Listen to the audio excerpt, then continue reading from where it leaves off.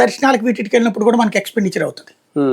కానీ చూడండి అక్కడ ఎంత వేగంగా నాకు అది బాధపడుతున్న టైంలో జీతం పెరిగిపోయింది. అలా ఫీల్ అయ్యే టైంలో నేను ఎట్లా అప్పు చేయాలా ఇట్లా వస్తున్నప్పుడు అయ్యడం వెంటనే జీతాలు పెరిగిపోయినాయి.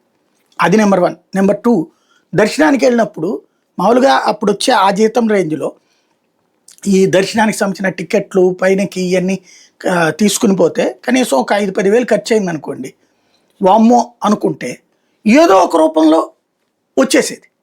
అంటే అప్పుడే ఆ బెనిఫిట్స్ రిలీజ్ చేశారు మాకు, 6 నెలల డబ్బులు 7 నెలల డబ్బులు ఇట్లాగా.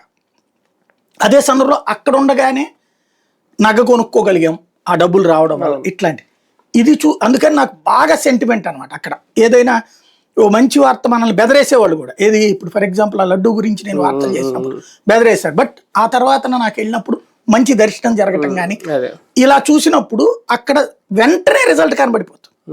ఎక్కువ కూడా అక్కర్లేదు, అక్కడ ప్రతి ఒక్కరికి ఆ అనుభవం ఉంది. నాకు తెలిసి అక్కడ భక్తులకి 100కి 99% మందికి అనుభవం ఉంటుంది.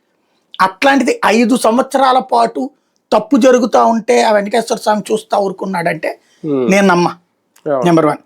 నెంబర్ 2 వచ్చేటప్పటికి ఇప్పుడు ఇందులో ఏం తేలింది, ఇదేం కాదు రైట్ వీళ్ళు అన్నట్టుగా. ఇప్పుడు అదేదో టైటిల్ చూసి నేను ఆశ్చర్యపోయాను, పాపము నిజమని తేలిన వేళ ఉద్యమం అట, పాపం నిజమని తేలితే ప్రదర్శన అంట.